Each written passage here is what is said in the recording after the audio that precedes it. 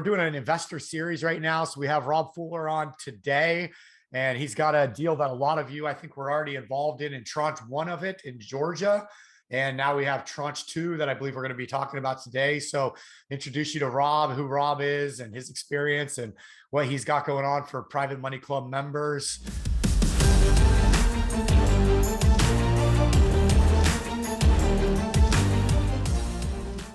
So Rob, appreciate your time today. I know everybody's been super happy with everything you've brought to the Private Money Club so far. So we're, Chris and I are super happy to have you in the Private Money Club and love what you guys are doing. So we'll just talk a little bit about that today, if that's cool with you.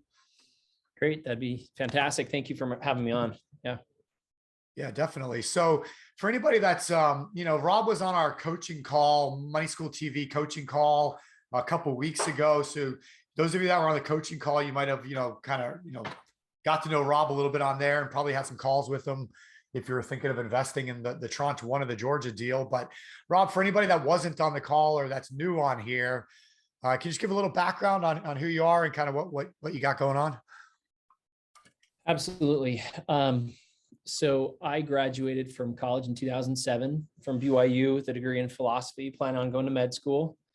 You're going to get the whole history, by the way, instead of the abbreviated version. But so I was planning on going to med school. I took the MCAT, I was interviewing at med schools. I had 5 interviews. I went to the first and pulled my applications out and decided that I'd kind of been chasing both real estate and medicine, but really truly being a doctor is a passion, right? It takes a lot of work and focus. And I was very good at the schooling and had no question that it would have been fine.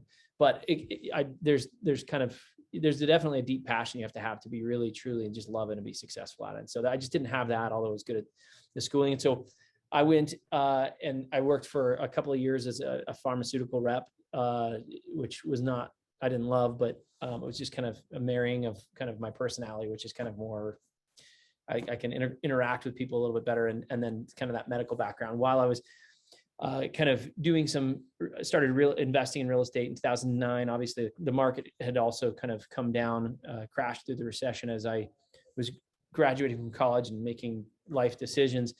And so I started buying homes in 2009. I bought 13 for a total of about 100,000 across all 13. Some of them were $2,500. Some of them were $8,000. We bought those, renovated a bunch of them, held on to them as rentals for a couple of years and kind of kept doing a similar thing where we were kind of turning through properties let's just go through like 2015, 2016, I'd grown the business. At one point, I think in August of 2016 was our biggest month. We purchased 39 single family homes that we were buying and renovating. Distressed assets were becoming more difficult to find. And so I had also partnered with some people that were in development. And between that and the fact that when you start scaling to that size, it really becomes challenging from a personnel standpoint. We train people and then they go off and do it themselves, right? We were training them to flip houses, and after a couple of them, they feel like, oh yeah, I got this. I don't need Rob. Which I don't blame them. But it just made it difficult for us to scale our business. So part of what we did is transition to acquiring land and kind of bigger opportunities. We bought some multifamily in 2016, and then bought some land as well. In time now, fast forward to now, we've completed a number of projects where we've built out entire neighborhoods and sold those neighborhoods to some of the institutional guys that were buying. When I say institutional, like Blackstone had Invitation Homes that they spun off as a REIT. But there's, call it 100 of those companies now. Through the recession, like 2014 through 2017, there was maybe 20. And now they pop up every day. There's a new one that are buying these single family homes. But we started buying land, rezoning it and titling it. In some cases, we sell the land. In other cases, we'll come in and we'll hire. Like one of the projects we have is in Atlanta. We hired Lennar to build the homes. So Lennar is building those homes for us as a contractor. They don't own it. They didn't buy the lots from us, but they're building the homes, and then we sell them to, in that case, Asia Pacific Land, which is a large institutional investment company. We've got a few projects like that. I've got, of the 10 projects that I have currently going, 2 of them are retail, meaning that they're owner occupants that'll be buying those. The other 8 are for sale to renters, or well, to companies that will buy all of them and then rent them, I should say that way. And of those 8, we'll try to keep 3 or 4 of them if we can, and sell 3 or 4 of them, or 5. Just kind of depends on capital, those kinds of things. But Covington Creek is one that kind of brings us to Covington Creek, which is the deal that we've been talking about with the Money Club over the last month or so. That one's pre-sold to Progress, which is owned by Pritium. They're a multi-billion-dollar company. I think they've got $30 billion worth of single-family homes, like 70 to 80,000 homes right now. I think they're trying to get to 90 by the end of this year, 90,000 single-family homes. So there's many groups like them that are buying. So there'll be a challenge for them to get to where they want to go as far as size. But they bought the Covington Creek project. So as soon as it's done, every home is done. They're closing as soon as those homes are done. Okay. So basically they're committed to purchasing them all. And then, as soon as the CO is ready. Yep. And we already have $520,000 of hard earnest money in the bank. It's in escrow. It's not in our bank, but it's in escrow. So, if they back out or anything like that, we would get that, plus be able to sell the units for more money, frankly, because the way the market's going, they're with us. And as the costs increase, they actually pay for those costs, meaning that, we didn't pre-negotiate a deal and then we're having to cover all the additional costs. They're covering those, but that was their way of kind of guaranteeing that they got the deal, because there's so much competition in the market. They really kind of wanted to reserve it. And the $520,000 is their kind of guarantee that they get it. Right. Okay. Yeah, that's pretty cool. So they're buying those and they're just renting them all out. Huh? Just rentals. Mm-hmm. Basically, you're building a rental neighborhood. Yep, that's exactly what it's called. Build to rent. Okay. All right. And then, so do we want to, so everybody that's watching, if you have any questions for Rob, put them in the Q&A or let us know what you're thinking. We can dig into this deal a little bit, but do you guys have any questions about, Rob's experience, or where do you want to go, Rob, do you think? Well, if there's anybody that wants to voice up any questions, if not, I can show you kind of a little bit about the deal. I can even show some map stuff that we're doing, other stuff, just so you can kind of get an idea. Aloha, I like John. Yeah. We, so that might be a good idea. And, maybe also, what the difference is, like, we're talking the tranche 1 and now we're doing the tranche 2, like what that means or what the difference is, or why you do it in tranches, like that kind of thing. Well, I can start with that. That's I think for me, an easy question, right? If I need $10 million that we're raising we're selling the homes for a total of about 17 million. We'll obviously have some money in, but we're raising $10 million. But if I raise $10 million at the start for money I don't need for 6 or 8 months, I'm going to be paying interest on that. So I'll be paying, it's 12%. So $100,000 a month on $10 million. And some of that money will just be sitting in the bank. So we would be unnecessarily paying interest on that money. So we're looking at basically bringing the money in when we need it, right? So we did tranche 1 as we started development last month. And then tranche 2, we just wanted to make sure we have all the development capital available as we move into everything. We've had some good, I know I can see some people on here, Donna, and then Brent Kessler, who I think many of you guys know, he's committed 800,000. And then there's a few other people that are, I think we're on the last call as well, from Private Money Club. So we have a number of people that have put in some money. The first tranche was just small, just less than 2 million. The next tranche, we're up to the end of tranche 2. We're looking to raise a total of about 5 million. Tranche 2 will close at the end of March.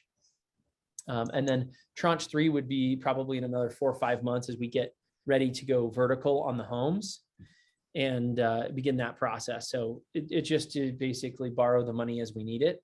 We've borrowed traditionally, hundreds plus million of dollars from institutional banks.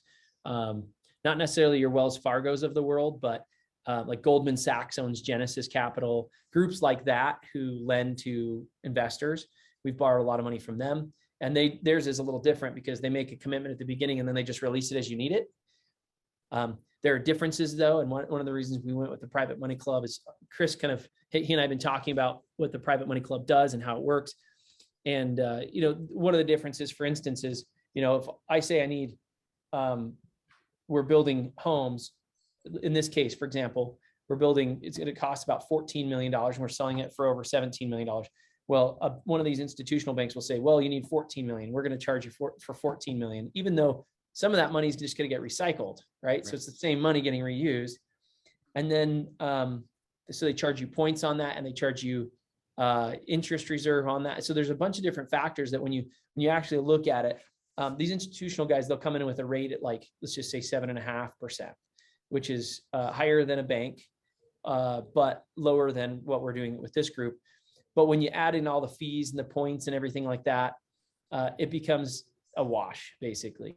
Right. Where we're like, no, you know what? Let's do it this way, where we've got the money we're borrowing from just the private money people, the private money club, and then we know exactly what we're paying. Right? It's 12%. Right. What we found with some of these banks is that when you do the math, it breaks down sometimes, even though the interest rate's only 7 or 8%, it breaks down to 20% IRR when you do the math and you actually look at it. Because I'll just to even explain it a little further. And this is, you guys probably know this, but it looks at, they'll charge you points on money that you're not borrowing for 12 months, but you're paying it all the way back in the beginning. And so there's just the way that it breaks down. It's just a very different, it takes some calculating to kind of figure out what your actual interest rate is, but it ends up being in many cases higher. We don't usually do the ones that are 20%, but yeah, usually 12, 13, 14% is right in the ballpark. So we felt like coming to the private money club with a 12% offering allowed some people to get into this deal that's accessible for them. They don't have to have millions of dollars. Good solid returns on a project that's good and solid. And so it worked out well for everybody, I think. Yeah, no, and I know one thing that's really nice is just the fact that it is pre-sold and you guys have that, buyer already lined up. So it's not, kind of little things like that help reduce risk when you're looking at deals like that. You said the end of Tranche 2 will be about the end of March. Yeah. Okay. And so part of the reason when we have people join, one of the things we'll say is, hey, but send your money in right away. 2 reasons. We'll start paying interest from the time that it gets deposited. That was one thing that Brent had recommended we do, Kessler. And then the other is that, so if we wait until March 30th to start receiving wires, I don't actually know if we've filled the tranche. Right. Because it's everybody, I can't tell you how many times I've been doing this for years. People say, yeah, I'm sending my money. And then when the time comes, I'll call them. I say, hey, we didn't receive your money yet. Well, we decided to do an add-on to the kitchen. So we're going to save that $100,000 for that. Right. Or, we decided to do this, or we decided to do that. And that's well and good, but I have no, ill will towards people changing their mind. It just makes it a little harder for us to kind of figure out where we're at in the raise. So what we've asked is, even though the cutoff is going to be March 31st-ish, if somebody needs to get in because the wire is taking a little bit longer or whatever, we just have people send the money in earlier than later, so we know where we stand. Right. Basically. Yeah, no, that makes sense. And if they're getting paid from day one, then it's all great. Yep. Kind of you guys just pay those extra few weeks just to be sure of it. I get it. That makes a lot of sense. So that was one of the adjustments we had to make in working with your group versus an institutional lender, because they commit and then they the money's there because they've got billions of dollars. With this, we just had a mind shift there to make sure that we're meeting everybody's needs. Yeah, and that's one of the cool things about private money, is there is those, you have the flexibility to be able to, change the terms a little bit like that if you need to during the deal to make it work. So that's all good stuff. And then, so these are located in Georgia. How do you guys kind of come up with the location? Like, what made you say this is the place that we want to build these? Where was the company looking in that area to buy houses, or did you guys find it and present it to them, or how does that work? So yeah, what happens is I've been buying in Atlanta since 2009. Okay, so I'll share my screen real quick if you don't mind. Yeah. I'll show you this.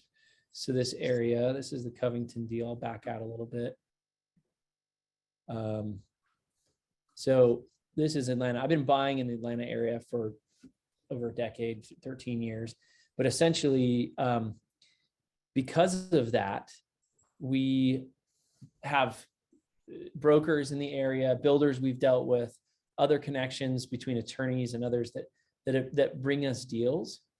And because of that, we are we're just kind of, we've been there so long that deals kind of come our way more or less.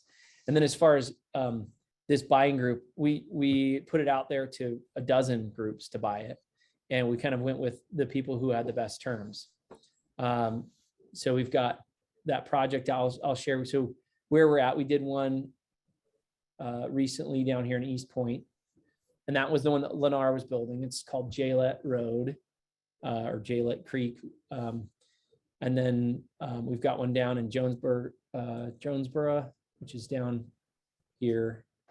I'm not as good, but Terra Boulevard, that one's sold to a different company called Transcendent Electra. And that one's 108 homes. And then 52 out here in Covington. So this is about 20 minutes to downtown. But the interesting thing about it is, so this area, if you can see this, called Social Circle. Social Circle is where 6 million square feet of Facebook server farms are. And then you have just south of that, nearing the 20, Rivian. Has anybody heard of Rivian? There's a big electric truck manufacturer trying to compete with that other billionaire, Elon Musk. Yeah, right? The truck space. And they've got some pretty interesting things they're doing. Like my father, before I talked to him about this project, he's actually pre-ordered a Rivian truck, right? Cool. So it's it's like I think $60,000 to $80,000 truck, electric, and then they're putting a big battery factory there. So Rivian's putting a $7.5 billion facility there. Wow. Oh, and Freddie said he's waiting to get one. Oh, yep, the stock tanked. My friend is sad. So a few people have heard of them, but that's unfortunately their stock tanked, but so did a lot of people's stock at this point. But yeah, so they've got a bunch of money that they're building this facility with, a battery factory.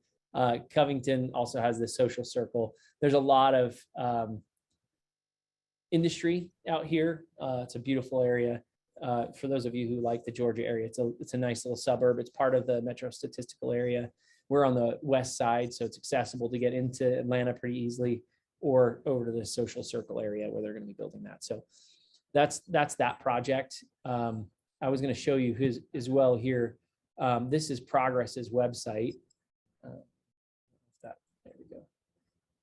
Can you see my screen still, or did that pause? I think it paused. Let me reshare it. It paused because I moved it. It was on my other screen. So let me move it back here. Okay, so this is Progress's website for people who want to rent, right? So you can go, these are the areas where they have rentals. Whoops. This is the company that's purchasing all these. I don't know exactly how many doors they have in Atlanta, but it's several thousand. I think it's in, so this is the Atlanta area. Just the ones they have for rent, those hubs, you can drill down on those, and that's how many doors they have in that. So this, just the for rent ones, it looks like it's several hundred here. Wow. But they've got trucks in Atlanta that drive around that have Progress Residential on them, maintenance trucks and things. So who owns these companies? Do you know?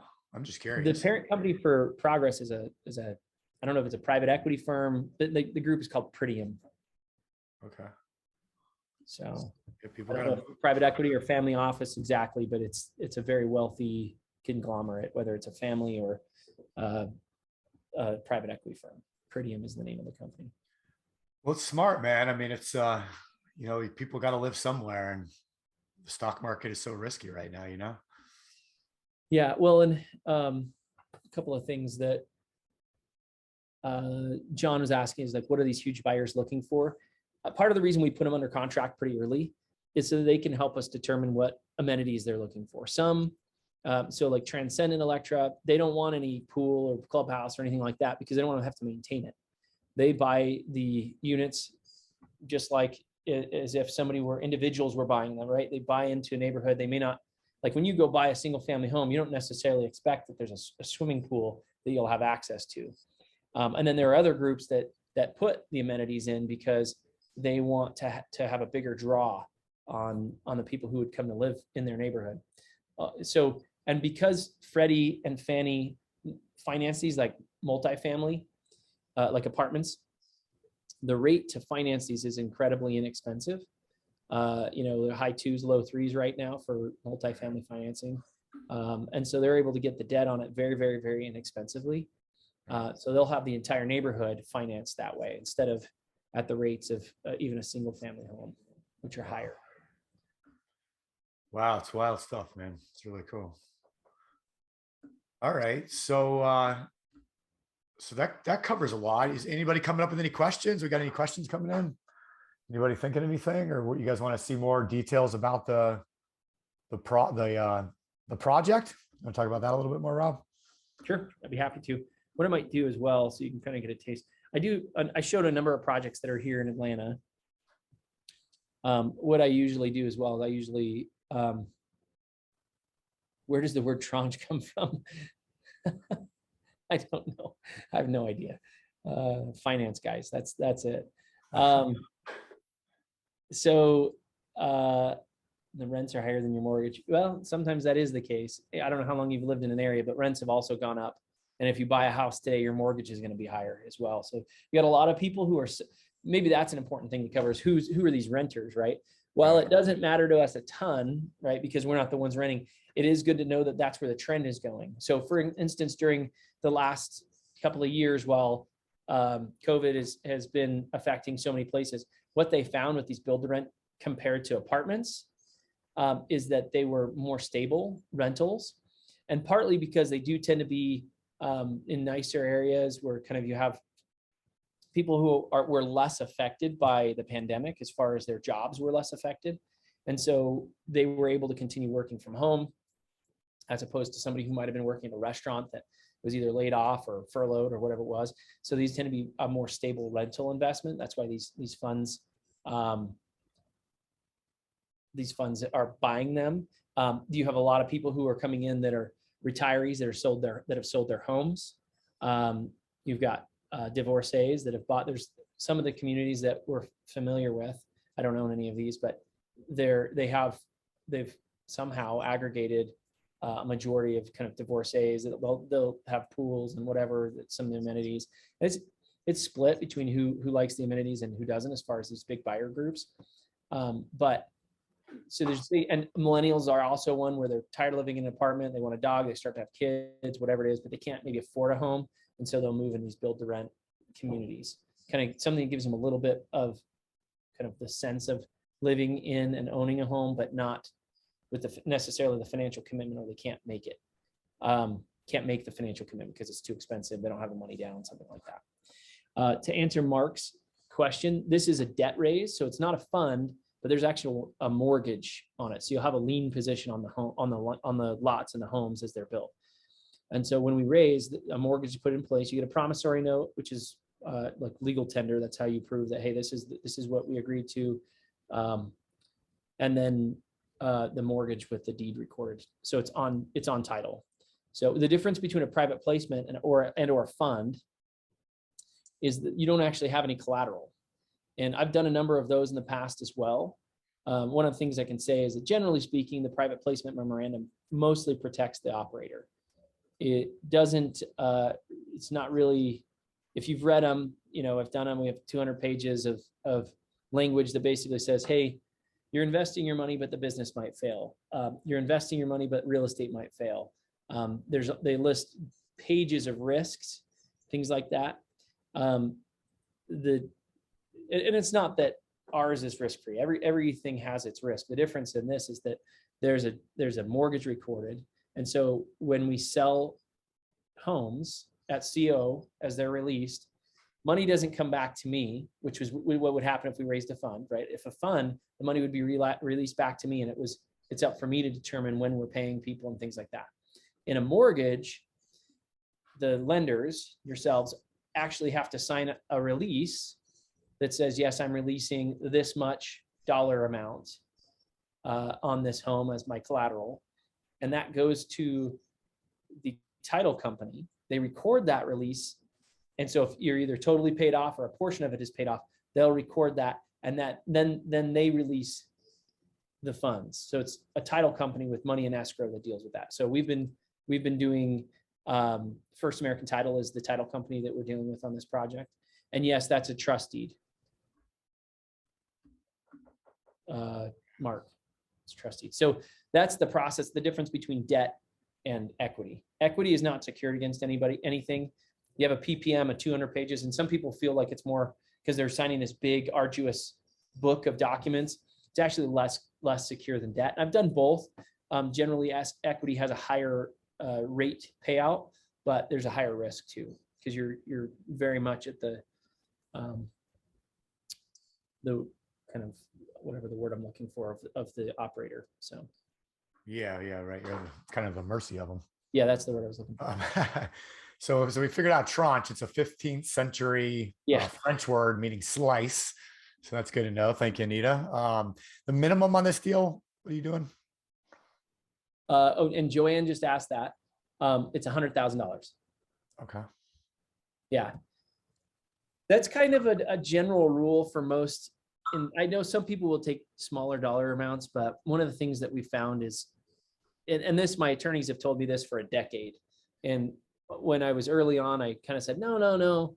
But what we found is if people can afford to put 100,000 in, they're more sophisticated. I spend less time answering questions. Not that I don't like to answer questions, but they feel more secure in their own skin doing that. And it's a big investment. I'm not saying it's a small amount, but it requires people. It's not their grocery money, right?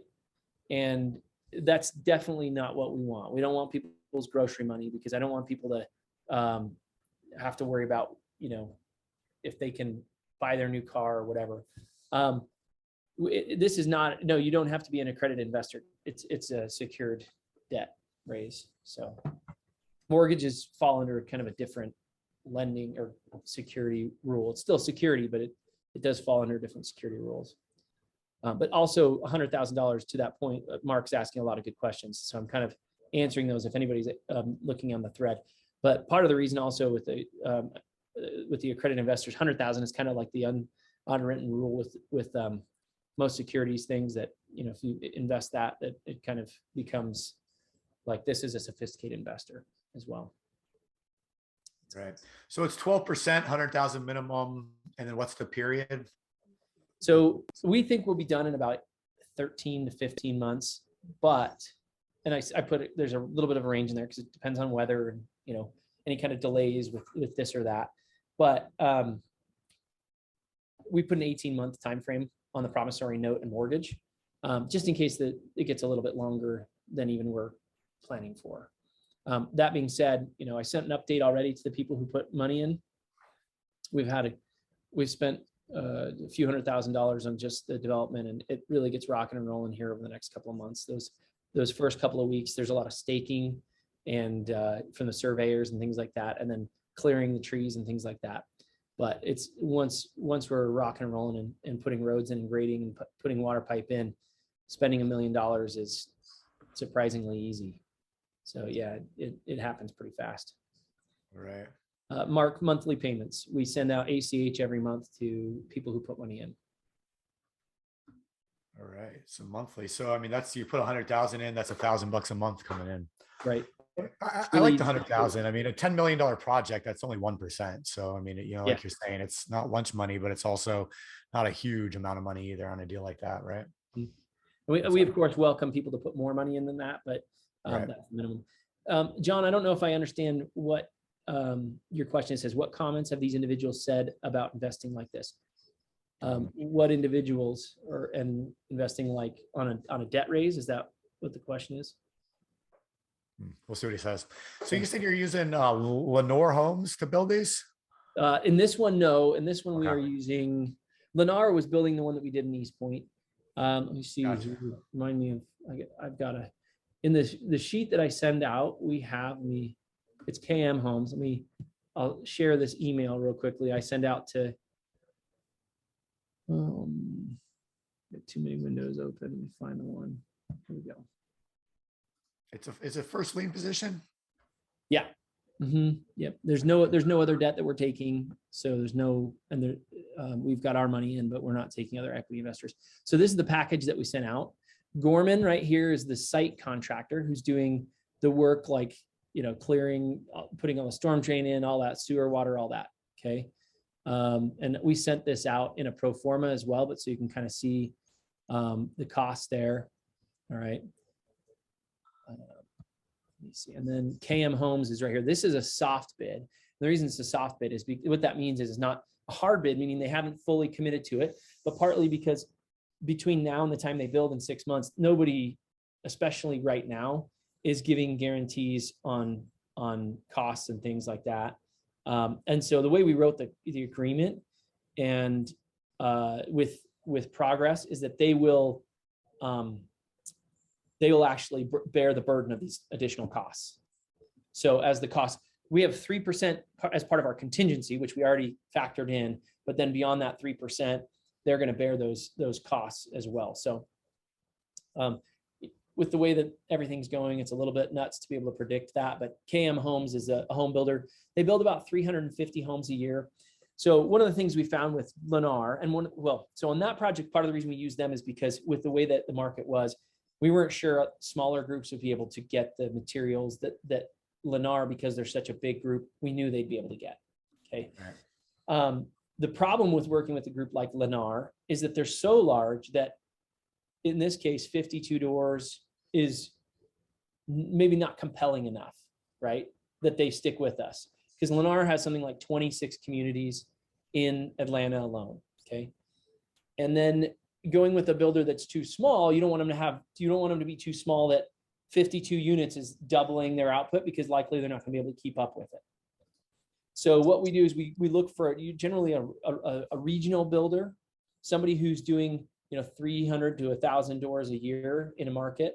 These guys we're doing about 350 to 400, I believe, a year. So adding 52 homes is not a strain on their ability, and they might not even be adding 52. They might be doing 300 and then our 52. So they might stay at the same. The point is, it's not going to burden them to be able to produce 52 homes, but it's also big enough as a total of how many they're building that they're giving us their attention. So it's having the right balance with home builders. Anyway, so that hopefully that answers that question about who's building. Yeah, for sure. That's Mark, we do accept 401ks. We've done a few people have done that.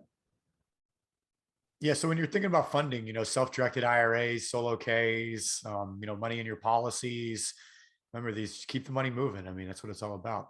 Any HELOC money, any equity, things like that, anything you have sitting around that you can get moving, making more money. I mean, if you're paying 4% on a HELOC and Rob's paying you 12%, you're making an 8% spread. So yeah, that's what it's all about. And we've had a couple of people that have done the loans against the whole life policy right now that are making that spread where they're getting it, whatever that is, 3, 4, 5%, and they're making 12. And if it's money that they were otherwise not going to be, they want something safe that's there, this is a good opportunity for them to have something that's pretty secure. John, you said like a doctor investing in a debt raise, how risky it could be. I mean, relative to a lot of what I do, this is very not risky, but I come from a business is by its very nature riskier. I feel like this is very safe because we pre-sold it, earnest money in the bank. If these buyers did fall out, which I think would be crazy, there's 100 guys behind them waiting in line. And we could, if we really wanted to, just sell the homes. We get more of a premium when we sell it to individual homeowners. So once they're built, we could sell them for even more than these institutional guys will pay. I feel like it's a very safe investment relative to a lot where you're not taking any of the entitlement risk, which is considered the most risky part, right? When I buy land, there's the potential that the city might not zone it like they said they would, or give us entitlements. But this one, all of that's done. The permits we already have the permit. We've already started the development process, the site work. So it feels a lot safer to me than just about anything that you can do. Nothing's a sure thing. And I don't want to have that confused, because it's in my book, it's about as safe as what I do can be.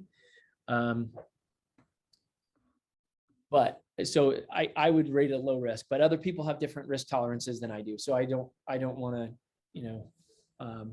make it seem like it's risk-free, because it's not. Nothing is, but it's about as close as you can get with of a solid deal. So I don't know, Stephen, if you have some feedback on that. No, I mean, the deal's already, it's not like it's brand new. You guys have already broken ground. It's already been, in progress. It's already pre-sold. Yeah. It's, you've done your homework. You have the builders. You have, like you said, if these people backed out, you have their earnest money you're keeping. Yeah. And have 100 other people lined up. If you don't get in, because basically you're wholesaling the deals right now to a big institutional buyer. So if you needed to, you could retail them and make even more money. So, I mean, the money you're paying the investor back is, I mean, I agree with you 100%. It seems like it's a very low risk investment. That's why I've sent family to you to invest, I mean, yeah. And thank you for that. Kessler's I think your uncle and your uncle as well. Brent, obviously Kessler looked at it and he put, I don't know. I'm meeting Brent for the first time face-to-face on Friday, but cool. The amount of money out in Utah. Yeah. The amount of money he put in is not a small amount of money. Sure. I've got some other groups that have invested with me, not on this project, because I only offered this project so far to the Private Money Club. But like I have one investor who's invested $10 million with me in one other project. I've got guys that do big dollar amounts. That's a Guerrilla Capital up in Eugene, Oregon, if you guys want to look them up. Or if any of you are on Bigger Pockets, Jay Heinrichs is invested with me a bunch of times, and many people know who he is. He's very cool. He does a lot of stuff. He's invested several $1 million over the course of the last few years on different projects. So I'm not a guy who's high profile, mostly because it's just not my personality. But I've got some guys who do that. So you're not jetting around in private jets, taking selfies with a GoPro and editing up some cool music. No, I hear you. I mean, it's that's the beautiful thing about Private Money Club. And, as we're bringing deals that otherwise you would never, ever even know about or have access to. I mean, unless you're somebody like, Jay at Bigger Pockets, right? I mean, right. So that's definitely really cool, man. I love that you're here and doing this. So we have a couple more questions, Mark, and I'm jumping right into these. Just and if you're telling me that you have something else, don't let me derail you. But no. Get as many things. So I've heard that certain states like Georgia require private lenders, note holders to have a license, but I don't know if that applies in this instance. So that's not been my experience. Georgia is pretty easy. We're doing everything with attorneys. Our attorneys, Fisher Broyles, well-respected. I don't know if they're international, but they've got several national branches. So this isn't our first time at the rodeo, and our attorneys have been doing this for, decades. And so we're confident that we're taking all the necessary precautions there. So I had never heard that. So Dylan, I hope that answers your question. If you have concerns, we can always look into it more. What license would it even be? I'm just curious. I have no idea. The only thing I can think of is that maybe they're thinking about a mortgage license. But I don't know, but that'd be, you're selling a mortgage. I'm the one selling the mortgage, by the way. It's my mortgage to give. So you don't need any kind of licensing to sell your own mortgage or raise your own fund, which would also be securities licenses. But that's if you're selling somebody else's project. Since essentially I'm representing myself, then I don't need a license from that. So this is why I bring Rob on to talk about it. And I'm not telling you guys about it because it's not my deal. So right. I'm not, and that's why we bring investors on, the borrowers on, to talk firsthand about it. I can tell you, hey, this is what I've heard, or this is what I've read about it, but you got to get the info from the horse's mouth, so to say. Did you just call me a horse? Yeah. Horse on the beach in Utah. That's right. That's a family picture from Hawaii 4 years ago. Oh, cool. I didn't see that below. All right. Yeah. No, it's because it's right behind me. But funny story about this picture, if anybody cares to hear it. My mother-in-law works at a print shop. And so we had this picture we took at Maui 4 years ago. It was beautiful. We're not real good about having family pictures. Some people are really good about them. In fact, this is our last family picture, so we need to do a new one. But my wife's like, hey, we need family pictures. We had a 1.5-year-old boy at the time. He's 5.5 now. And so we're like, hey, let's get it. So we sent it to my mother-in-law to print like a big version and put it over the mantle kind of thing. And she sends it back and she's like, I fixed it. And we were like, what does that mean? She had zoomed in on just the family and left all of the background out, and it was it wasn't super pixelated. It was somewhat pixelated because she had zoomed in so much, but it kind of made us chuckle. We're like, no, the ocean and the beautiful Hawaii beaches is kind of what we were aiming for there. But I just want to see my family. I don't yeah, care. I mean, it's kind of, obviously we want to see the family, but anyway. All right. So what kind of, how much insurance does the project have? We have liability insurance. That's from Mark. Mark's got a lot of good questions. We've got liability, builder's risk, everything. All of the subs are licensed, and we make sure that they have all their bonding and things in place. So on bigger projects like this, the cities and counties generally also have bonding requirements that we have to post before we can do those projects. So everything that we do has the necessary insurance.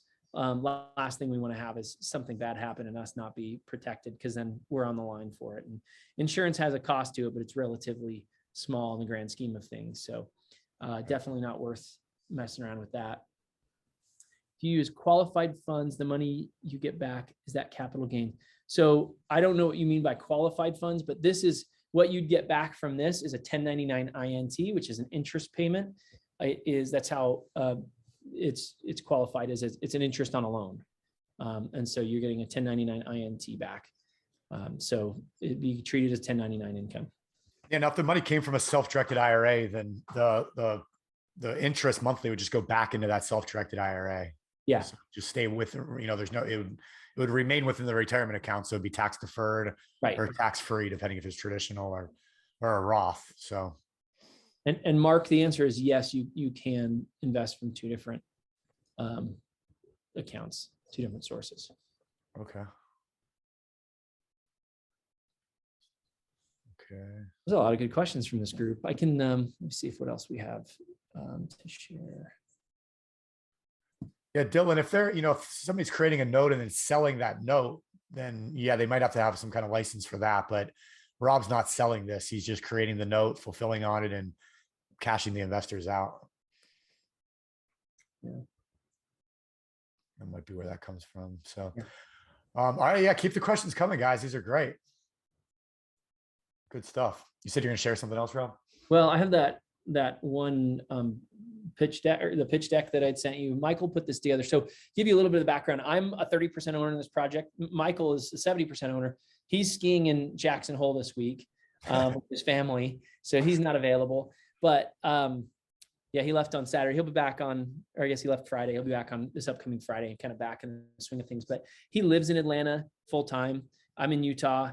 I've got a number of projects that I own 100% of, or a large percentage of, in Colorado Springs, which is just 45, 50-minute flight from here. And then I've got a couple of projects in Atlanta that I own a large majority of it. Michael got this land under contract, or bought it, back in 2018, 2019, took it through rezoning, entitlement, everything that it needed to go through. So he's done much of all the, what we would call the higher risk portion. And then he's on site every day, making sure that everything happens. And so from what I do is more back office stuff. We do accounting, fundraising, financing, making sure the ACHs go out. That's all on my side. And I mean, obviously that requires work as well, but it's not a full-time. The ACHs get set up one time and then they go out every month. I just have to approve them. That takes, very little, but we have all the bookkeeping and accounting that happens to make sure that happens appropriately. And we're responsible for that. But Michael's on site. So because he brought the deal, he's 70% owner. And he took it through every part of it. But I have kind of a pitch deck as well. Anybody who has more questions, I'm happy, by the way, to hop on a Zoom and go through the call or the pitch deck in more detail. We'll send it to you. You can look through it. A lot of it's pretty self-explanatory, but that way you're not missing out on questions that you want answers to as well.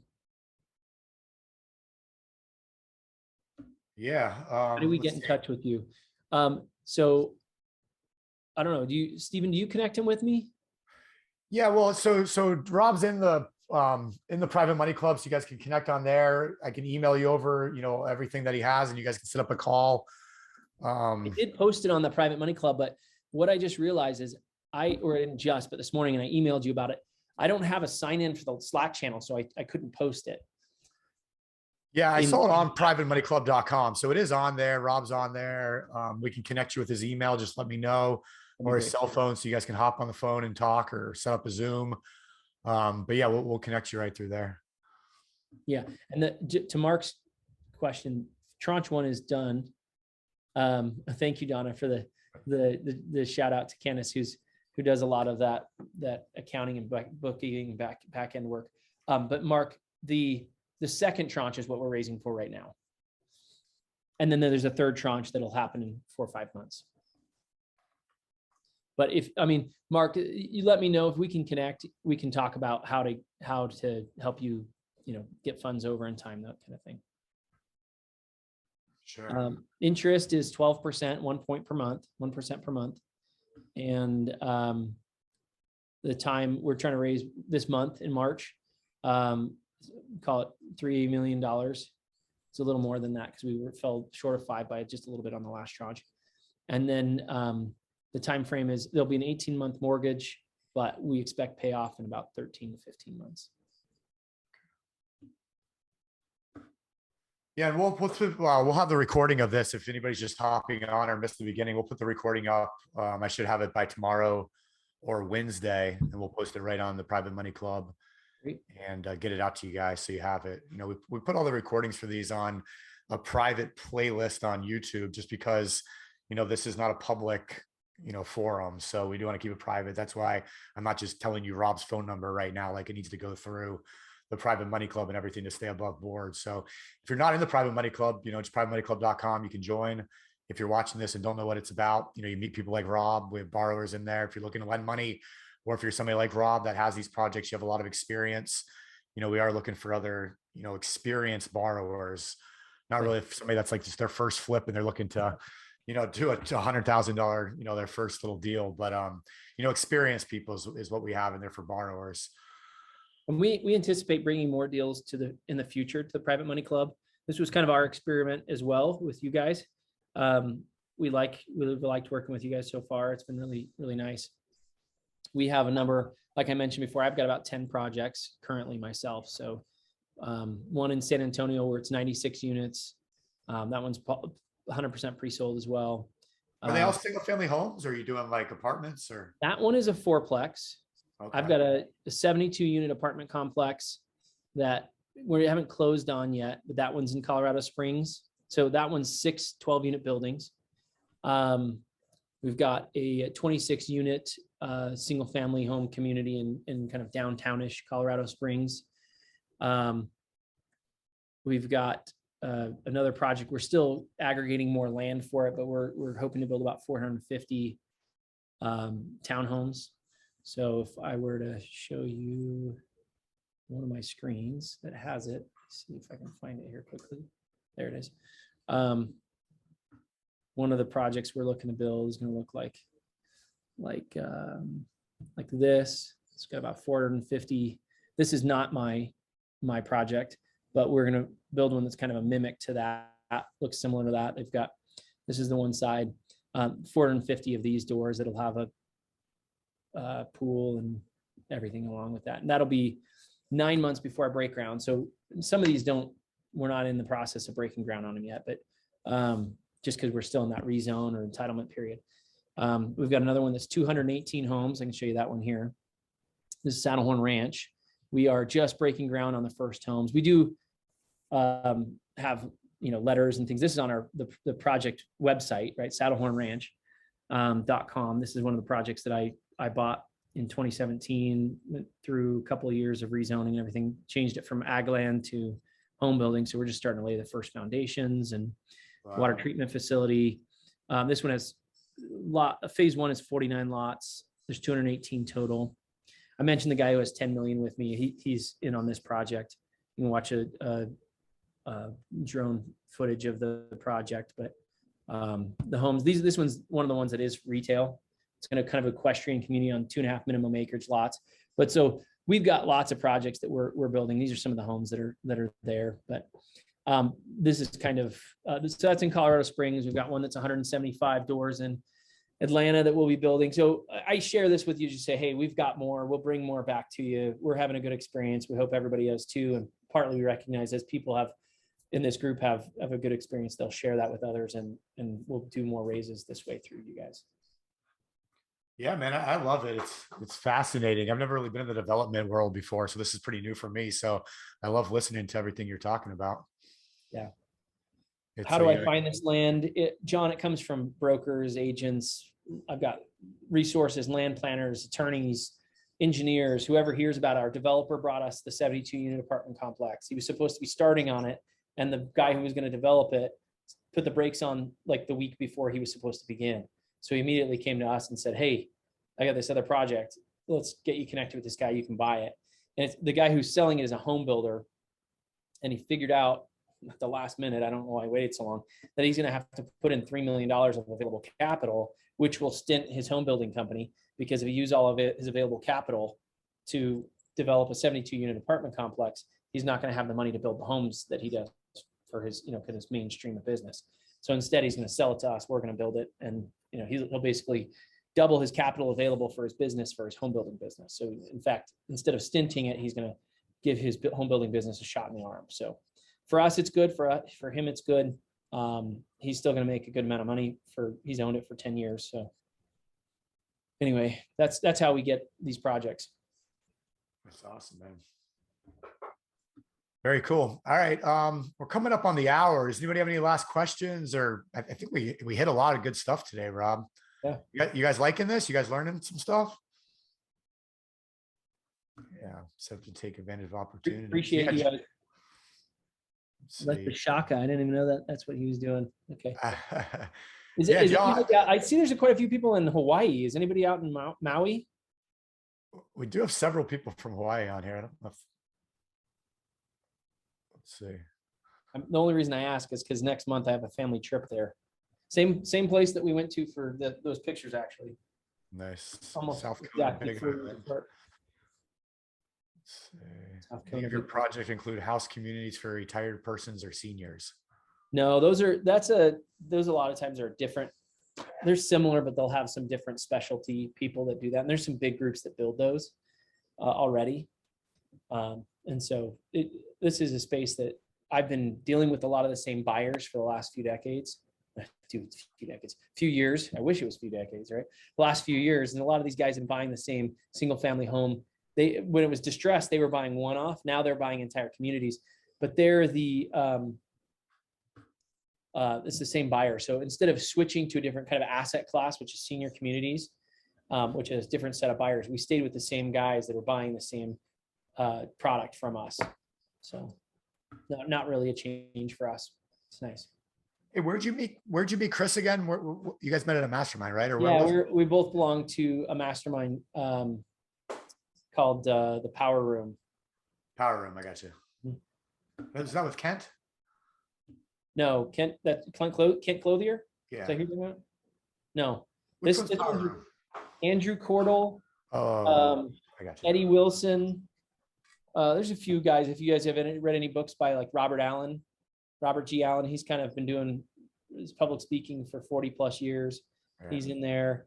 There's a bunch of real estate guys and business people. Yeah. I know what you're talking about now. Very cool. Yeah. I mean, the masterminds are great. I mean, it's where you meet people like Rob. I mean, you find out about deals like this, and then, that's what we do is we just share it with our, community, Money School and Private Money Club. And, but anytime you can get to masterminds like that, I highly suggest it. I mean, even the event I was at this weekend, it wasn't as much of a mastermind as just a training, but just the people you meet, the connections. I mean, it's a beautiful thing. And, obviously you guys know we're all headed out to the Experience Mastermind on Wednesday. Rob said he's going to come out and meet everybody on Friday up there in Sundance, Utah. So, that one's sold out, but, maybe check out the next experience that we do. I think we're going to do one this summer up in Buffalo at Chris's house for his birthday.